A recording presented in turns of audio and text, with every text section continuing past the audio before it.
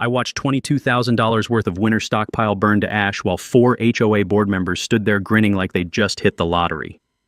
That was survival supplies for my 78-year-old mother with dementia to get through Colorado's brutal winters. Cheryl Kensington and her crew called it emergency cleanup. What Cheryl didn't know, my grandfather's 1962 property deed gave us exclusive control over the Pine Valley Spillway, and I was about to turn their luxury lakefront mansions into very expensive indoor swimming pools. What would you do if corrupt HOA officials destroyed your family's survival supplies? Because I'm about to show you exactly how mountain justice works. Drop your state below. I want to know how many of you are dealing with HOA tyrants, because this revenge story is for everyone who's ever been crushed by petty bureaucrats with clipboards. My name's Wade Garrison, and at 52, I thought I'd seen every kind of bureaucratic nonsense you could imagine. 20 years running heavy equipment taught me that preparation saves lives, especially when you're caring for someone who depends on you completely. My mother Sarah has dementia, and in the Colorado Rockies, being unprepared isn't just inconvenient, it's deadly. Pine Valley sits at 8,000 feet, where winters don't mess around. We're talking 6 months of potential isolation, with blizzards that can dump 4 feet of snow overnight and temperatures that'll freeze your pipes before you finish your morning coffee. I start winter prep in August because when the first storm hits in October, there's no running to the store. You either have what you need or you don't.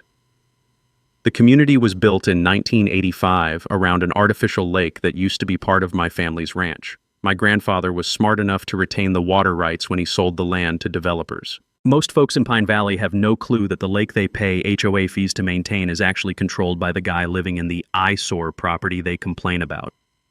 That's where Cheryl Kensington comes in.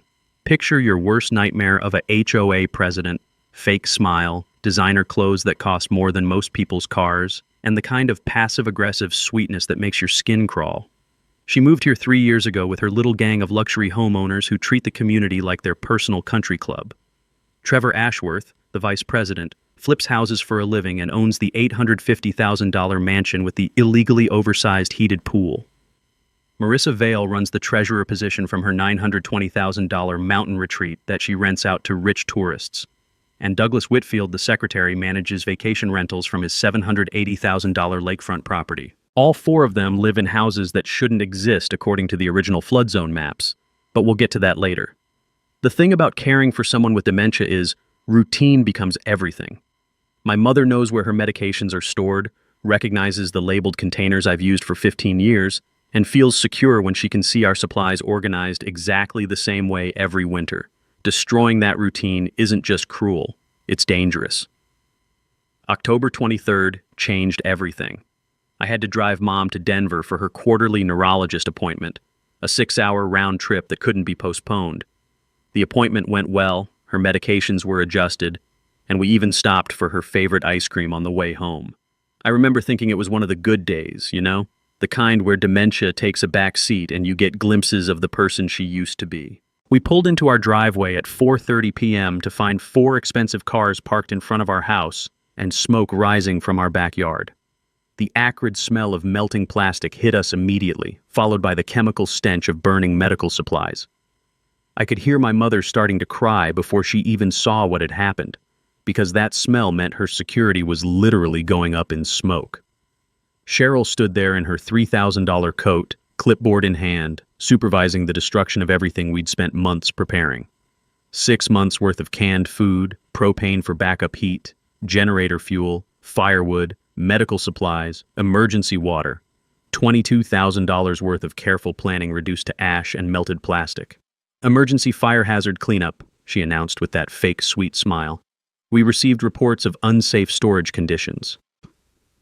Reports from who? The nearest neighbor is 200 yards away, and old Bill Henderson has been watching my back since I was 12 years old. The only people who could see into our storage area were the board members whose houses sit on the illegal lakefront lots. Where's your notice? I asked, trying to keep my voice steady while watching propane tanks pop in the flames and my mother's diabetes supplies melt into toxic puddles. Posted on your door this morning, Trevor said, not even trying to hide his smirk. 72-hour notice for emergency abatement. Except we'd left at 6 a.m. for the Denver appointment, and there was no notice on our door when we left. But pointing that out wouldn't bring back the supplies. And with the first blizzard forecast for 3 days later, arguing was a luxury I couldn't afford. The Colorado Mountain Rule is simple. You need 72 hours of emergency supplies minimum, but smart folks keep 6 months worth because isolation up here isn't a maybe, it's a guarantee. What Cheryl and her crew had just destroyed represented the difference between surviving winter and becoming a cautionary tale. But standing there, watching my preparation burn while my mother cried about her lost medicine boxes, I remembered something my grandfather taught me about water rights and patience. Sometimes the best revenge is the kind that looks like an act of God. The next morning brought the first wave of coordinated attacks. I should have seen it coming, but I underestimated just how organized these people were. 4 separate envelopes arrived by certified mail, each from a different government agency, each with a different board member's signature as the concerned citizen who'd filed the complaint. Cheryl hit me with the health department. Apparently my bulk food storage violated some obscure regulation about residential food service preparation. The fine started at $5,000 and increased by $500 daily until compliance. Trevor went after my propane system through the fire marshal, claiming my backup heating setup was a neighborhood explosion risk. Marissa targeted my generator installation through building code enforcement, suddenly discovering that my grandfather's 40-year-old electrical work needed modern permits. And Douglas, the vacation rental expert, filed environmental complaints about my fuel storage containers. The total potential fines? $35,000 with daily penalties that would bankrupt me before Christmas. But here's the thing about bureaucratic warfare. It works both ways. 20 years of dealing with city inspectors and code enforcement taught me that people who live in glass houses shouldn't throw regulatory stones. While they were busy filing complaints about my winter prep, I was researching their properties at the county courthouse. You know what I found in those dusty deed books? Pure gold. Trevor's mansion with the heated pool. His propane system is 3 times larger than mine, installed without permits to heat 8,000 square feet of pure ego. Cheryl's wine cellar requires a backup generator that makes mine look like a toy. And guess what? No electrical permits on file. Marissa's mountain retreat has fuel storage for her rental business that dwarfs my personal winter supply, all installed without environmental impact studies. But the real treasure was buried in the original 1985 development papers. My family didn't just sell land to create Pine Valley. We retained specific water rights that most people forgot about decades ago. The spillway that controls lake levels, that's not community property, that's Garrison family property operated under exclusive rights that predate every single one of their luxury homes. I spent 3 days in the courthouse basement breathing dust and reading property law, while outside my window the first snow started falling.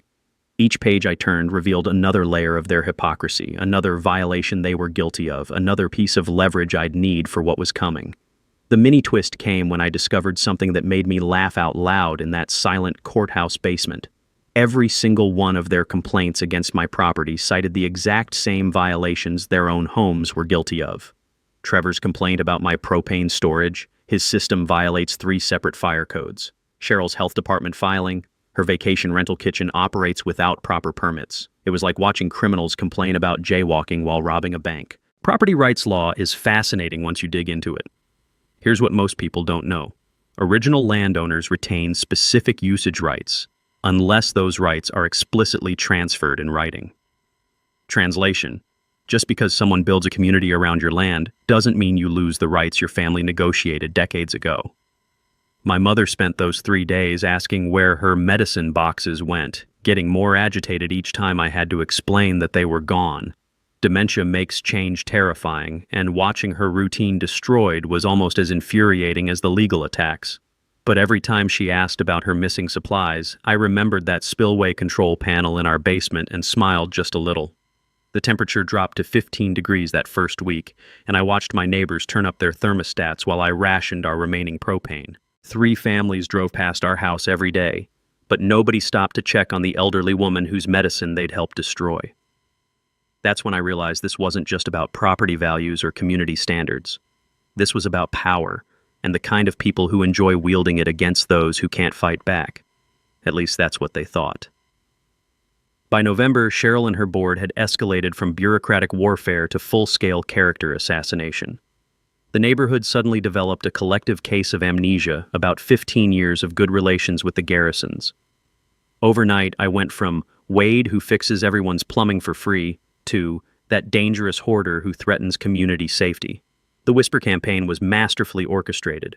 Cheryl organized a community safety meeting where she presented a slideshow of my destroyed stockpile, carefully photographed to look as threatening as possible. Propane tanks became explosive devices.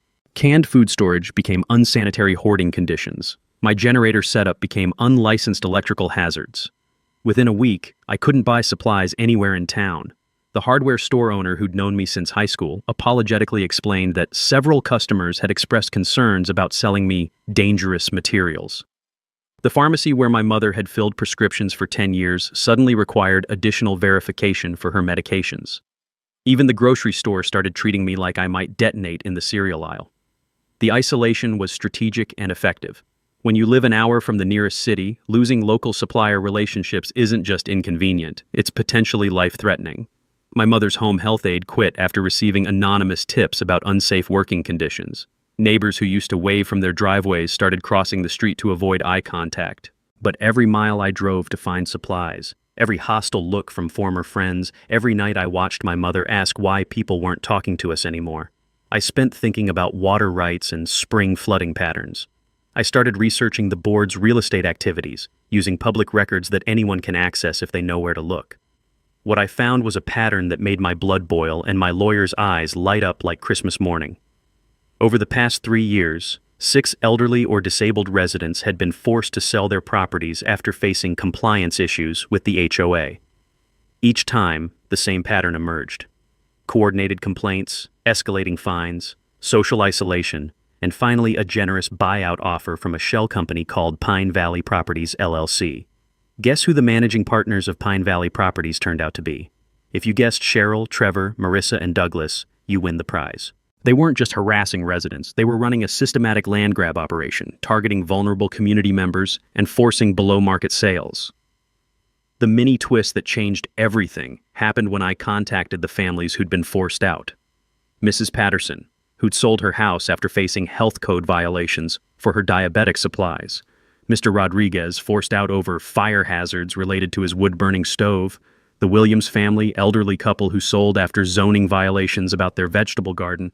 Every single case followed the same script Cheryl was using on me. Every family had been isolated, harassed, and financially pressured until selling seemed like the only option. And every property had been purchased by Pine Valley Properties at 30 to 40% below market value, then flipped to wealthy buyers looking for mountain retreats. I spent December building a case file that would make a federal prosecutor weep with joy. Bank records showing the board's coordination, property transfers revealing the profit margins, complaint patterns demonstrating the systematic targeting. But the real gold mine was what I discovered about their exit strategy. All 4 board members had Hawaii vacation rentals booked from December through March. Not just vacation rentals, long-term leases that covered the entire winter season. While they were destroying my family's winter preparation, they were planning to abandon the community entirely during the harshest months. Their homes sat empty through January and February, with minimal heating and 0 emergency supplies. These people lecturing me about community safety had left Pine Valley looking like a ghost town, with automated systems maintaining their luxury homes while year-round residents struggled through blizzards and power outages. The irony was perfect. They'd destroyed my winter stockpile while having 0 winter preparation themselves. They relied entirely on wealth and escape routes, never considering that someone might control resources they'd forgotten about. Real estate fraud investigations follow predictable patterns, and systematic targeting of vulnerable residents raises immediate red flags with federal authorities. Translation: when you can prove coordinated conspiracy to defraud elderly residents, you're not just looking at civil lawsuits anymore. By February, I had documentation that could destroy their little empire, but documentation is just paper until you have the leverage to use it. Fortunately, I was sitting on 40 years' worth of leverage that controlled every drop of water in their artificial paradise. My mother's condition stabilized once I established new medication routines, but she never stopped asking about her lost medicine boxes. Every question reminded me that this wasn't just about property rights or money. It was about justice for people who couldn't fight back against systematic abuse. March brought the board's final overreach, the kind of desperate power play that reveals exactly what people are willing to do when they think they're untouchable. With their Hawaii tans still fresh and their luxury homes showing signs of minimal winter maintenance, Cheryl and company filed for emergency property seizure. The petition was a masterpiece of bureaucratic manipulation, claiming that my inability to maintain safe winter conditions endangered both my mother and the broader community. They painted me as a mentally unstable hoarder who posed an imminent threat during spring melt season, when his obsessive weather monitoring and erratic property modifications could endanger downstream residents. Translation: they wanted my land, and they were willing to destroy an elderly woman's life to get it. Adult Protective Services arrived on a Thursday morning with a social worker who looked genuinely concerned about my mother's welfare. I can't blame her. She was doing her job, responding to what appeared to be legitimate safety concerns about an elderly woman living with someone the community considered dangerous. "Can you provide adequate care during emergency conditions?" she asked, taking notes while my mother sat confused in her favorite chair, wondering why strangers were asking about taking our house. "Ma'am, I've been caring for this land and this family for 52 years, I replied, keeping my voice steady while rage burned in my chest. "We've survived blizzards that would terrify most people, and we'll survive whatever comes next." But privately, I knew the hearing was scheduled for March 15th, right in the middle of spring melt season. If I lost property control, my 40 years of Spillway authority would transfer to the HOA. They'd finally have complete control over Pine Valley's water management, and my mother would spend her remaining years in some sterile facility while they turned our family land into luxury vacation rentals. That's when my water rights attorney delivered news that changed the entire game. The legal research revealed something beautiful. Not only did my family retain exclusive spillway control, but the board's luxury homes had been built using falsified elevation certificates. Every single lakefront mansion sat in the original flood easement zone, protected only by forged documents that claimed higher elevation than reality. "Your water rights are absolutely ironclad," my attorney explained, spreading surveyor maps across my kitchen table while spring sunshine melted snow outside. "But here's the interesting part. Their flood insurance is completely invalid." "How invalid?" "Like, their policies would be canceled immediately if insurance companies knew the real elevation data." The mini twist was discovering that Douglas Whitfield, our secretary and vacation rental king, used to work as an insurance adjuster before moving to Pine Valley. He knew exactly how to falsify elevation certificates, and he'd helped all 4 board members commit insurance fraud to build their illegal lakefront properties. But insurance fraud was just the beginning. My attorney's investigation revealed that their homes technically didn't exist in any legal sense. The construction permits were based on falsified surveys, the flood insurance was based on fabricated elevations, and the property taxes were based on incorrect zoning classifications. Spring snowpack data told a story that made me smile every time I checked the weather reports. Colorado was experiencing a record winter, with snow accumulation 40% above normal. When that snow melted during the traditional March warm-up, the volume of water flowing through Pine Valley would be unprecedented. Flood easement law is brutally simple once you understand the basics. Original drainage rights supersede all subsequent construction, regardless of property value. Translation: if someone builds expensive houses in your family's historic flood zone, that's their problem, not yours.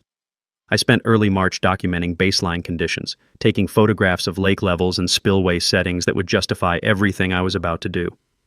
40 years of maintenance logs showed consistent spring drainage operations during heavy snowmelt years. This wouldn't be revenge. This would be responsible water management. The weather forecast for mid-March predicted a 3-day heat wave with temperatures reaching 72 degrees. After the coldest winter on record, that kind of rapid warming would trigger massive snowpack melt across the entire mountain range. The spillway system was designed to handle exactly these conditions, with manual controls that allowed precise water flow management. My mother's stress increased as the court date approached, but I noticed she'd started asking fewer questions about strangers taking our house. Some part of her mind understood that I had a plan, even if she couldn't grasp the details. Trust built over 5 decades of care doesn't disappear just because memory fades. I tested the spillway hydraulic controls one final time, listening to the satisfying hum of machinery that had served my family faithfully for 4 decades. Everything was ready. The only question was whether Cheryl and her board would provide the perfect timing I needed. As it turned out, their arrogance made the timing absolutely perfect. The breakthrough came from the most unexpected source: Douglas Whitfield's own files, discovered during my attorney's investigation into their shell company operations. Turns out that when you're running a systematic real estate fraud operation, you keep detailed records. And when those records end up as evidence in a federal investigation, they tell a story that's absolutely damning. Pine Valley Properties LLC wasn't just buying distressed properties. They were creating the distress. For 3 years, the board had been implementing what their internal documents called strategic resident management, a clinical term for destroying people's lives to steal their land at below-market prices. The operation was sophisticated enough to impress a corporate raider. First, identify vulnerable residents, elderly, disabled, financially stressed, or socially isolated. Second, manufacture violations using selective enforcement of HOA rules that board members routinely ignored for themselves. Third, escalate pressure through coordinated agency complaints, social isolation, and financial penalties. Finally, offer generous buyout terms that seemed reasonable to people facing bankruptcy and community exile. 6 families had been processed through this system, generating over $2 million in profit for the board members. My mother and I were just the latest targets in an ongoing criminal enterprise that had been perfecting its methods for years. But here's where their sophisticated planning hit a wall they never saw coming. The legal discovery process revealed that every single luxury home owned by board members violated the original 1962 flood easement agreement. When my grandfather sold land for Pine Valley development, he retained specific water rights that created a permanent flood zone along the original creek bed. Houses could be built in that zone, but only at elevations that wouldn't interfere with emergency drainage operations. Douglas Whitfield's insurance background made him the perfect accomplice for elevation certificate fraud. He knew exactly which documents to falsify and which officials to bribe to get lakefront building permits that should never have been issued. The result was 4 luxury homes sitting directly in my family's historic flood drainage area, protected only by fraudulent paperwork. Here's what made this discovery absolutely perfect. The original easement agreement didn't just give my family spillway control. It granted emergency flood prevention authority that superseded all local building codes and insurance regulations. In plain English, I could legally flood their illegal houses anytime I determined that emergency drainage was necessary to prevent downstream damage. The power dynamic shifted completely. They thought they were forcing out a vulnerable elderly man and his disabled mother. Instead, they'd declared war on someone who controlled their entire artificial paradise with the turn of a valve. Spring melt calculations told the rest of the story. Record snowpack plus spillway release during peak melt conditions would generate approximately 30 inches of water in their basement entertainment areas. Trevor's $180,000 home theater would become an indoor pool. Cheryl's $85,000 wine collection would float like corks in muddy mountain water. Marissa's luxury spa complex would overflow with snowmelt that had been accumulating all winter just for this moment. But the most beautiful discovery was learning about their Hawaii escape plans. While they were lecturing me about community safety and emergency preparedness, they'd been planning to abandon Pine Valley entirely during the months when emergency preparedness actually mattered. Their luxury homes sat empty through the harshest weather, maintained by automated systems while year-round residents faced isolation and danger. The emotional turning point wasn't just about revenge anymore. This was about justice for Mrs. Patterson, who'd lost her diabetic supplies and been forced from her home. Justice for Mr. Rodriguez, whose wood-burning stove violations were manufactured by people who heated swimming pools all winter. Justice for every vulnerable resident who'd been systematically destroyed by criminals wearing HOA badges. My mother's suffering through that harsh winter wasn't just personal tragedy. It was evidence of a criminal conspiracy that had been destroying lives for years. Her confusion about missing medicine boxes represented the human cost of systematic elder abuse disguised as community management. The March 15th court hearing would determine whether they succeeded in stealing our land like they'd stolen from 6 other families. But what they didn't know was that March 15th also marked the beginning of peak snowmelt season, when responsible spillway management required immediate attention from someone who'd been doing the job for 40 years. I had the legal authority, the weather conditions, and the moral justification to turn their luxury paradise into a very expensive lesson about respecting property rights and treating vulnerable people with basic human dignity. All I needed was the perfect moment to remind them that sometimes the mountains have their own way of delivering justice. 40 years of spillway management taught me that timing is everything when you're dealing with mountain water. Too early, and you're just making puddles. Too late, and you miss the opportunity entirely. But hit the perfect moment during peak snowmelt, and you can move enough water to reshape the landscape. I spent early March servicing the hydraulic systems with the same methodical care my grandfather taught me. These weren't fancy computer controls. This was Depression-era engineering built to last forever and operate in conditions that would destroy modern equipment. Steel gears, mechanical pumps, and manual override systems that could function even when the power grid failed. The Spillway gate mechanism hadn't been fully opened in 15 years, but the monthly testing I'd done all winter confirmed everything was ready. My grandfather installed remote controls back in the 80s when his arthritis made daily trips to the Spillway impossible. Those controls ran through buried cables to a panel in our basement where 4 generations of garrisons had managed spring flooding. Calculating water flow rates became my obsession. The lake held approximately 50 million gallons when full, and the spillway could release 2 million gallons per hour when completely open. But spring melt added volume faster than normal drainage could handle, creating the pressure needed for what I had planned. I mapped every board member's property with surveyor precision, using county records to determine exact elevations and basement depths. Trevor's home theater sat 18 inches below the projected flood level. Cheryl's wine cellar was 22 inches below optimal water line. Marissa's spa complex would be completely submerged under 30 inches of muddy mountain snowmelt. But technical calculations were just part of the strategy. My water rights attorney filed a federal conspiracy lawsuit that would protect me legally while creating perfect cover for spillway operations. Emergency drainage protocols, established by 40 years of family management, gave me absolute authority during spring melt conditions. The coalition of previous victims provided moral support and legal documentation that transformed personal revenge into community justice. Mrs. Patterson flew in from Phoenix specifically to testify about losing her diabetic supplies. Mr. Rodriguez drove up from Colorado Springs with photographs of the wood-burning stove that had supposedly threatened community safety. Each story added weight to the federal case while building public sympathy for what was coming. County emergency management protocols required spillway operators to prevent downstream flooding during extreme weather conditions. The irony was perfect. I'd be flooding the board's homes to protect the legitimate residents downstream. Their illegal construction in the flood zone made them the hazard I was required to eliminate. Here's what most people don't understand about mountain hydrology. Spring snowmelt works like a giant savings account that pays out everything at once. All winter, snow accumulates interest in the form of additional precipitation. Come spring, thermal energy acts like a bank run, liquidating the entire account in 72 hours. When 40 years of snowpack meets poor drainage planning, expensive basements become indoor swimming pools faster than you can say flood insurance. Weather Service data confirmed what I'd been tracking all winter. March 15th through 17th would bring sustained temperatures above 70 degrees, triggering massive melt across the entire mountain range. The timing couldn't be more perfect, exactly when the court hearing was scheduled to determine whether they'd steal our land.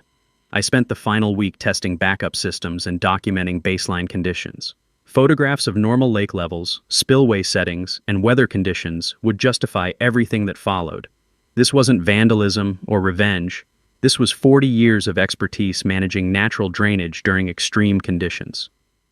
My mother sensed something was changing, asking fewer questions about the court hearing and showing more interest in her medications and daily routines. Some part of her mind understood that justice was coming even if dementia prevented her from grasping the details. The hydraulic pump hummed quietly in our basement, waiting for the moment when decades of preparation would finally pay off. Outside, spring sunshine worked steadily on record snowpack, building pressure that would reshape Pine Valley forever. February's board meeting minutes, obtained through my attorney's discovery process, revealed just how desperate Cheryl and company had become. With their Hawaii tans fading and mounting legal pressure from the federal conspiracy investigation, they'd decided to accelerate their timeline dramatically. The private investigator they'd hired to document my erratic behavior had backfired spectacularly. Instead of finding evidence of mental instability, he documented months of methodical, professional spillway maintenance that demonstrated competence and responsibility. His photographs showed me following proper safety protocols, maintaining detailed weather logs, and caring for equipment that most people couldn't even identify, much less operate correctly.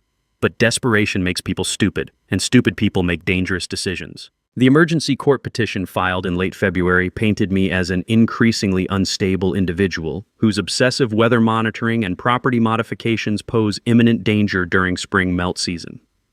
They claimed my erratic behavior patterns and paranoid documentation activities indicated someone who might attempt sabotage or vandalism to avoid property seizure. The mini-twist that sealed their fate came when the private investigator's report was submitted as evidence.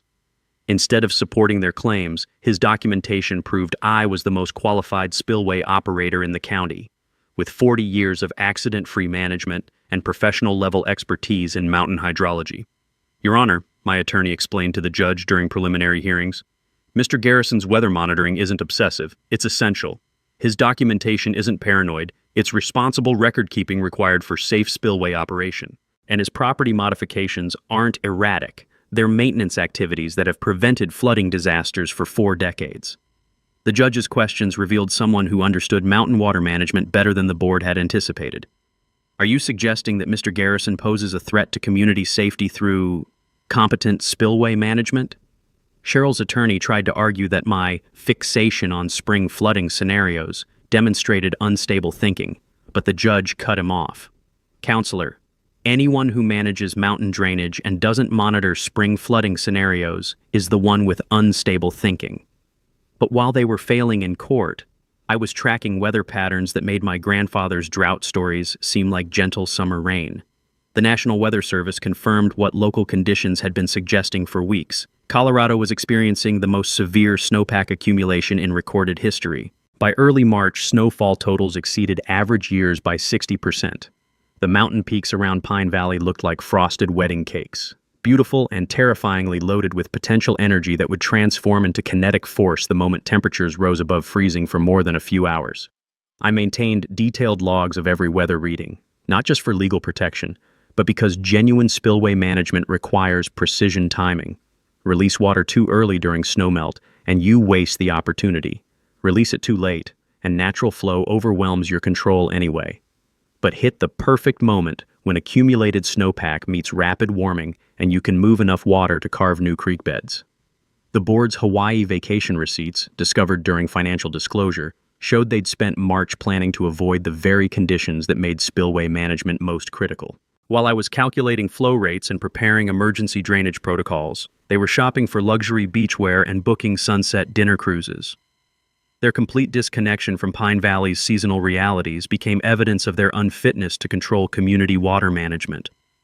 How could people who abandoned the mountains during spring melt possibly understand the responsibility of managing mountain drainage? The private investigator, ironically named in court documents as a character witness for my competence, had documented something beautiful.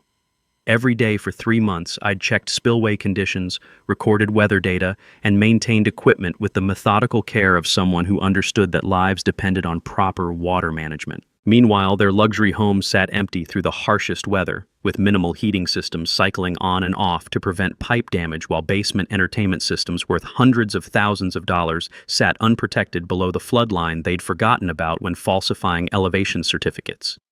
County emergency protocols required spillway operators to begin active monitoring when snowpack exceeded normal levels by 20%.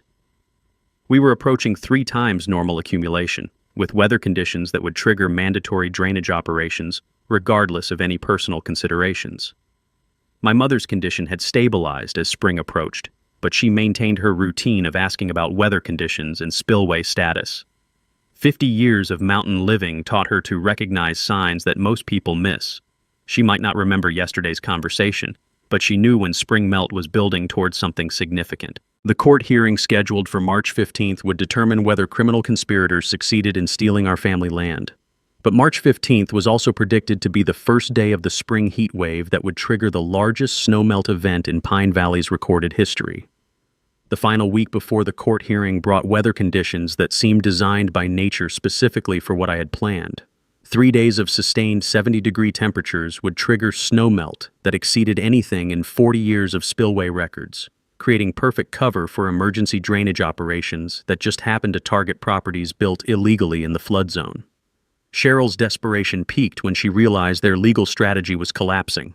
The private investigator's evidence supported my competence, the federal conspiracy charges were gaining momentum, and even their pet judge seemed skeptical about emergency property seizure. So they decided to manufacture one final crisis that would justify immediate action.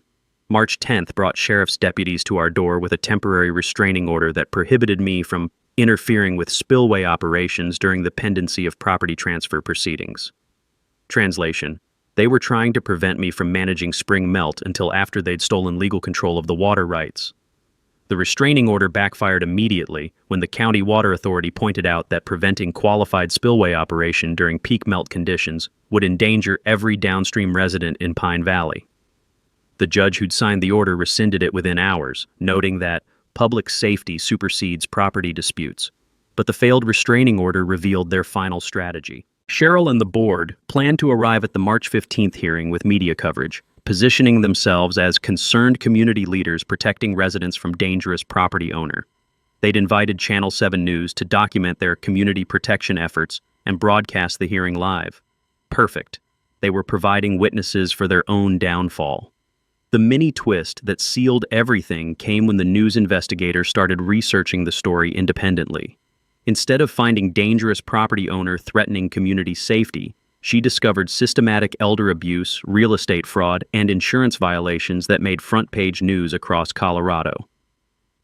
HOA board accused of elder abuse conspiracy ran as the lead story on March 12th, complete with interviews featuring Mrs. Patterson, Mr. Rodriguez, and the Williams family. Suddenly, the narrative shifted from dangerous hoarder to corrupt officials target vulnerable residents. The news coverage revealed something beautiful about community justice. People throughout Colorado had experienced similar HOA abuse, and my story became a symbol of resistance against petty tyrants who destroy lives for profit. The comment sections filled with support and similar stories that made it clear this was about much more than one family's property rights. March 13th brought the weather conditions I'd been tracking all winter. Overnight temperatures stayed above freezing for the first time since October, and daytime highs reached 68 degrees. Snowpack across the mountain range began releasing water faster than natural drainage could handle, exactly as 40 years of experience had taught me to expect. I began preliminary spillway operations according to established emergency protocols, opening gates to 20% capacity to manage initial melt flow. The basement control panel hummed quietly as hydraulic systems responded to remote commands, beginning the drainage process that would accelerate dramatically over the next 72 hours. The board's social media posts from their final Hawaii days provided perfect evidence of their disconnect from Pine Valley realities. Cheryl posted sunset beach photos on March 13th while I was beginning emergency water management operations to protect the community they'd abandoned. Trevor shared poolside cocktail videos while snowmelt threatened to overwhelm drainage systems he didn't understand existed. My mother spent those final days asking more coherent questions about weather and water conditions, as if approaching crisis had sharpened instincts that dementia couldn't entirely erode. "Is the spillway ready?" she'd ask, using terminology from 50 years of mountain living that transcended memory loss. "Everything's ready, Mom," I'd answer, checking hydraulic pressure readings that confirmed decades of maintenance were about to pay off spectacularly. The federal conspiracy investigation accelerated during those final days, with FBI agents interviewing victims and gathering evidence that would ensure prison sentences for the entire board. But federal justice moves slowly, and sometimes nature delivers consequences faster than courts can process paperwork. Channel 7 News confirmed they'd broadcast the March 15th hearing live, expecting to capture dramatic community confrontation between concerned officials and dangerous property owner. Instead, they document the moment when systematic elder abuse met consequences that 40 years of mountain water management made inevitable. Weather Service forecasts for March 15th predicted sustained 72-degree temperatures with clear skies, perfect conditions for rapid snowmelt that would require immediate spillway response according to emergency protocols established before any of these luxury homes existed. The only question remaining was whether Cheryl and her board would provide perfect timing for justice that looked exactly like responsible water management during extreme weather conditions. Based on 3 years of arrogant disregard for consequences, I was confident they'd deliver precisely the dramatic confrontation they'd been planning. March 15th dawned with crystalline mountain air and temperatures that promised to rewrite Pine Valley's history. By 7 a.m., the thermometer hit 65 degrees and climbing. Across the mountain range, 40 years' worth of accumulated snowpack began surrendering to spring sunshine with an urgency that made spillway management absolutely critical. The court hearing was scheduled for 10 a.m. at the Pine Valley Community Center, conveniently located 50 yards from the lake that Cheryl and her board had forgotten was controlled by someone they'd been trying to destroy for 6 months. Channel 7 News arrived at 9:30 to set up for live coverage of what they expected to be a dramatic confrontation between concerned community leaders and a dangerous property owner. They got their dramatic confrontation, just not the way they'd planned. At 9:45, with media cameras rolling and 80 residents gathered to witness my supposed defeat, I activated full spillway release from the basement control panel in our house. 40 years of snowpack accumulation met emergency drainage protocols that had been protecting Pine Valley since before any luxury homes existed. The lake level dropped 18 inches in the first hour as 2 million gallons per hour poured through spillway gates designed to handle exactly these conditions. But spring snowmelt added water faster than normal drainage could manage, creating pressure that drove muddy mountain snowmelt directly into storm systems that fed the luxury lakefront properties. By 10:30 a.m., while Cheryl stood at the podium explaining why emergency property seizure was necessary to protect community safety, 30 inches of icy spring meltwater was flooding through her wine cellar, turning her $85,000 collection into floating corks in muddy mountain water. Trevor's $180,000 home theater became an indoor swimming pool where 75-inch televisions floated like massive black rectangles while leather recliners bobbed in water that smelled like decades of decomposed mountain vegetation. His illegally heated pool overflowed as basement drainage systems backed up with water that had been accumulating all winter for exactly this moment. Marissa's luxury spa complex, with its underground hot tubs and sauna facilities, disappeared under snowmelt that transformed $220,000 worth of relaxation equipment into expensive underwater sculptures. The backup heating systems she'd illegally installed without permits sparked and died as electrical circuits surrendered to natural forces that didn't care about property values. Douglas's vacation rental basement, where he stored furniture and equipment worth over $150,000, became a muddy lake that erased 3 years of illegal profits in less than 90 minutes. Pool tables floated like rafts while exercise equipment vanished beneath water that represented justice for every elderly resident he'd helped destroy. But the most beautiful moment came when all 4 board members received simultaneous phone calls about flooding emergencies at their properties. I watched Cheryl's face transform from fake concern to genuine panic as she realized her wine cellar was underwater.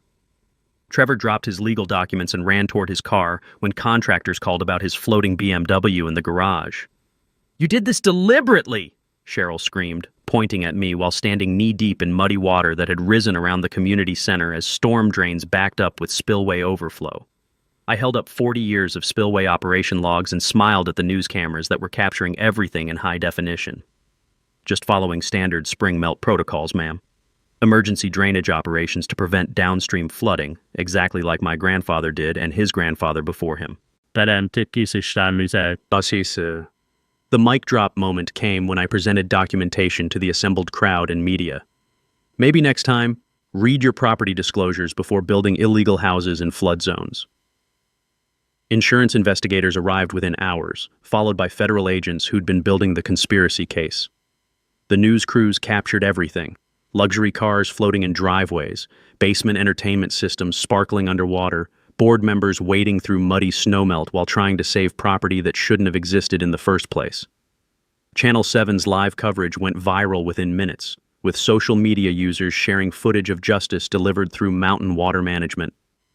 Comments poured in from people who'd faced similar HOA abuse, celebrating the moment when petty tyrants faced consequences that 40 years of expertise made inevitable.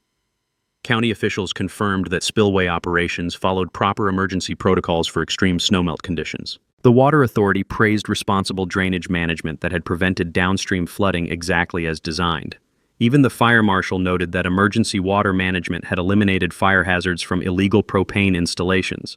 By sunset, the board's luxury homes showed permanent watermarks at the 30-inch level, evidence of the day when systematic elder abuse met mountain justice delivered through natural forces and 40 years of patient preparation.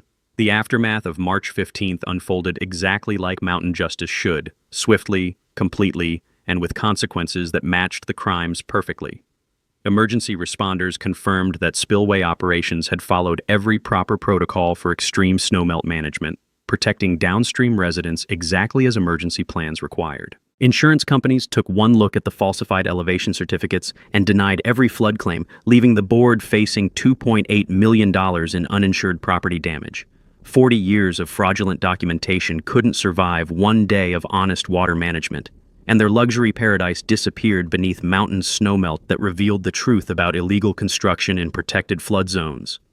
Federal prosecutors moved faster than anyone expected, filing criminal conspiracy charges against all 4 board members within a week. The evidence was overwhelming.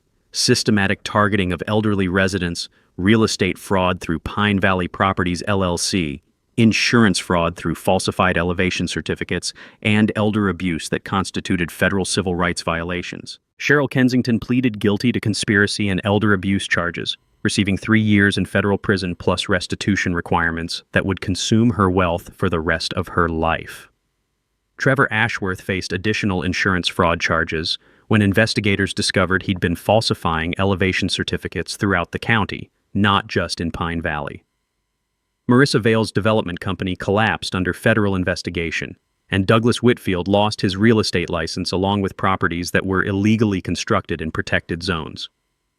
My federal lawsuit against the conspiracy settled for $850,000, with additional restitution from the board's shell company bringing the total to over $1 million in compensation for destroying our winter stockpile and traumatizing an elderly woman with dementia. But the money wasn't the real victory. The real victory was watching 6 families who'd been forced from their homes receive justice through successful civil lawsuits. Mrs. Patterson recovered enough compensation to buy a new house in a community where medical supplies are respected rather than destroyed. Mr. Rodriguez got his wood-burning stove back, along with damages that helped his family rebuild their mountain retirement. The corrupt HOA dissolved completely, replaced by a resident council that includes mandatory representation for elderly and disabled community members. Property values actually increased once the artificial manipulation ended, and Pine Valley became known for supporting vulnerable residents rather than targeting them. I established the Mountain Winter Preparedness Fund using settlement money, creating emergency stockpiles for elderly residents who can't afford 6 months of supplies.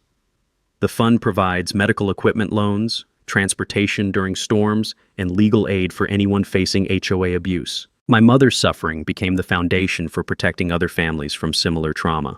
The community transformed in ways that surprised everyone. Neighbors who'd shunned us during the harassment campaign apologized and pitched in to rebuild relationships that had been damaged by systematic manipulation. The isolation tactics that seemed so effective in November became community-building opportunities by spring, as people realized how easily they'd been turned against longtime friends. My mother's condition actually improved once security was restored and justice was served. Her routine stabilized, her stress levels decreased, and she stopped asking about lost medicine boxes once new supplies were properly organized in familiar containers. Dementia makes many things impossible, but it doesn't prevent someone from recognizing when their family is safe. The story gained national attention when investigative journalists discovered similar HOA corruption throughout Colorado and across the country. Legislative hearings resulted in new elder protection laws, mandatory transparency requirements for HOA finances, and criminal penalties for systematic harassment of vulnerable residents. Property rights research became a popular topic after news coverage showed how original landowner rights can supersede decades of subsequent development. People started checking water rights, easement agreements, and mineral rights that previous generations had negotiated, discovering leverage they'd never known existed. County courthouses reported increased visits from residents researching property histories that might contain forgotten protections. Flood zone regulations were strengthened after investigators discovered widespread elevation certificate fraud. Building permits now require independent verification, and insurance companies face criminal penalties for accepting falsified flood documentation. Douglas Whitfield's expertise in elevation fraud led to investigations throughout the state, revealing corruption that had enabled millions of dollars in illegal construction. Emergency preparedness education expanded beyond individual stockpiling to community-wide mutual aid networks. The Mountain Winter Preparedness Fund became a model for rural communities facing climate challenges, showing how collective resources can protect vulnerable residents more effectively than individual preparation alone. Spring melt in Pine Valley now follows natural patterns without interference from people who never understood mountain water management. The Spillway operates according to 40 years of established protocols, protecting downstream residents while maintaining lake levels that support legitimate community needs rather than artificial luxury amenities. My mother and I sit on our porch most evenings now, watching sunset reflect off lake water that flows according to natural rhythms, rather than corporate manipulation. She sometimes asks about the Spillway, and I explain how it protects our community from people who don't understand that some things are more important than profit.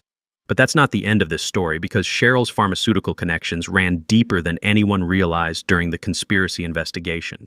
Next week, I'll tell you about the corrupt city inspector who tried to condemn my mother's house for a medical waste facility, and why his own property ended up condemned instead when I discovered what was really buried under his luxury development project. Drop your worst HOA nightmare in the comments below. I read every single story, and some of these experiences are absolutely wild. The corruption we faced in Pine Valley happens everywhere, and sharing these stories helps people recognize the warning signs before systematic abuse destroys their lives. And if you want to see how corrupt officials get the consequences they deserve through patience, preparation, and understanding that justice sometimes flows like spring water, inevitable, powerful, and perfectly timed, hit that subscribe button. We're just getting started with stories about what happens when people who abuse power meet folks who understand how the real world actually works.